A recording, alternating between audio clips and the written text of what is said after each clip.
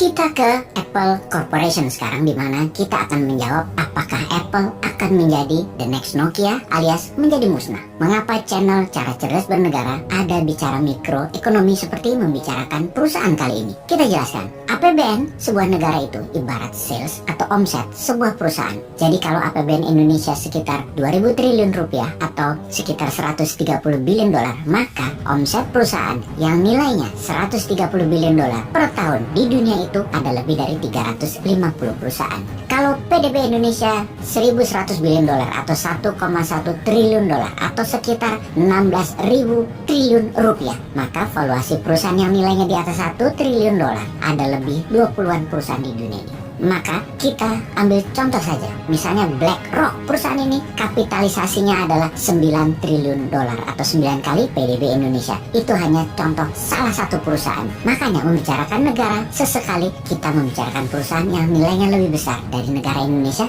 ya sah-sah saja kan. Kita mulai dengan bicara negara kita, bicara GDP per kapita, juga bicara tentang PDB negara, di mana Indonesia saat ini GDP per kapitanya adalah sekitar 4.250 dolar. Artinya rata-rata penduduk Indonesia pendapatannya setahun adalah 4.250 dikalikan 14.500 kali ini rupiah atau sekitar 60 jutaan rupiah per orang per tahun. Oh ya, penentu lain adalah indeks Gini rasio, di mana semakin besar angkanya semakin jauh jarak orang kaya dengan orang miskin, alias kalau rata-rata penduduk Indonesia 62 juta rupiah pendapatan satu tahunnya, kalau Gini rasionya besar, maka ada pendapatan yang cuma 5 juta setahun alias nggak sampai 1 juta rupiah sebulan, ada yang 120 juta setahun. Kita detailkan tentang Indonesia di lain kesempatan. Kembali ke topik perusahaan besar dalam Cara Cerdas Bernegara. Omset perusahaan sama dengan APBN sebuah negara. Kapitalisasi pasar perusahaan sama dengan PDB sebuah negara. Ini hanya menyederhanakan for the sake of discussion. Kita ke Nokia. Nokia waktu itu dibunuh oleh smartphone. Padahal Nokia adalah perusahaan yang sangat besar serta menguntungkan di zamannya. Yang terbunuh itu semua dalam hitungan bulan. Ketika Steve Jobs meluncurkan Apple di tahun 2007 yang tidak ada keyboardnya, semuanya layar sentuh, semuanya dikendalikan di layar sentuh. Gadget ini sangat wow. Itulah yang dalam beberapa tahun ke depan membunuh Nokia dalam sekejap. Kita lihat sekarang, apapun smartphone Anda, semuanya dioperasikan oleh touchscreen yang Steve Jobs ciptakan. Sayang, Nokia kehilangan kesempatan oleh gebrakan smartphone. Memang di tahun 2007, Nokia masih merajai dunia. Bahkan di tahun 2013, Microsoft membeli Nokia senilai 7,2 billion dolar, di mana setahun kemudian Microsoft menjual kembali Nokia ke Foxconn dengan nilai hanya 350 juta dolar saja. Niat Microsoft mengambil nama dan jaringan Nokia ternyata doesn't work. Di sisi lain, semenjak Steve Jobs kembali ke Apple, Apple menjadi perusahaan yang menguat, yaitu dari tahun 1996 hingga 2016. Apple meningkat dari perusahaan yang nilai 30 billion dolar menjadi 250 billion dolar di tahun 2016. Cerita jatuhnya Nokia, bangkitnya smartphone saga Apple adalah cerita di banyak sekolah bisnis yang fenomenal. Cerita ini membuat banyak entrepreneur bermimpi ingin menjadi seperti Apple. Salah satu perusahaan yang saat ini nilainya 2.000 billion dolar itu Apple tersebut, dan ini nilainya lebih besar dari PDB seperti negara Indonesia, Italia, Brazil, Kanada, Rusia, Korea Selatan, Australia, Spanyol, dan banyak negara lainnya. Bahkan nilai Apple sungguh lebih tinggi dari nilai beberapa negara di dunia ini. Bahkan ya, free cashnya Apple senilai 138 billion dolar itu lebih banyak dari cadangan devisa beberapa negara di Eropa dan puluhan negara Afrika, Asia, Amerika Latin lainnya. Pertanyaan berikutnya, jangan-jangan Apple kedepannya melakukan kesalahan apa yang Nokia lakukan? Kalau melihat apa yang dilakukan 2-3 tahun terakhir ini, apa sih yang Apple lakukan?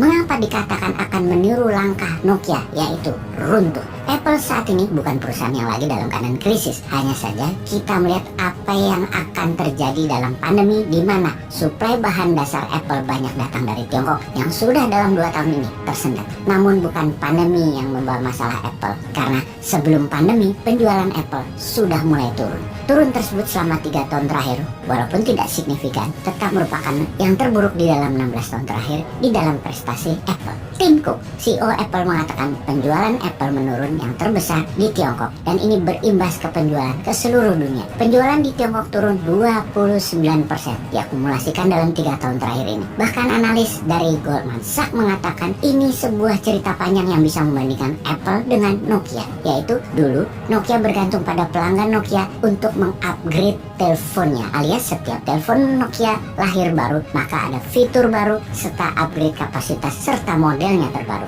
Dimana kemudian semakin lama pelanggan tidak terlalu aktif membeli lagi karena tidak terlalu membutuhkan fitur baru atau kapasitas baru. Jadi yang terjadi di setiap 6 bulan orang mengganti Nokia menjadi 2 tahun, bahkan baru ganti teleponnya lebih dari 2 tahun. Inilah yang terjadi sekarang. Orang semakin kesini semakin lama mengganti gadgetnya karena merasa semua fiturnya ada dan masih handal. Pelanggan semakin memilih memperbaiki ketimbang mengganti kalau ada masalah di gadgetnya. Dulu di awalnya, iya, asal Nokia terbit baru orang beli, di akhirnya tidak. Demikian juga saat ini terjadi di Apple. Inilah mengapa penjualan telepon Apple yang baru tidak semeriah dulu, di mana puncaknya adalah di iPhone 9, 10 di tahun 2017, 2018. Seakan Apple itu mengandalkan glory from the past, akan terus membawanya berjaya. Ingat kesuksesan laptop Apple, Book Mac, komputer Apple, iPhone, iPad, iPod, Apple Store yang fenomenal dan mendominasi pasar. Namun sudah hampir 10 tahun ini Apple kehilangan inovasinya.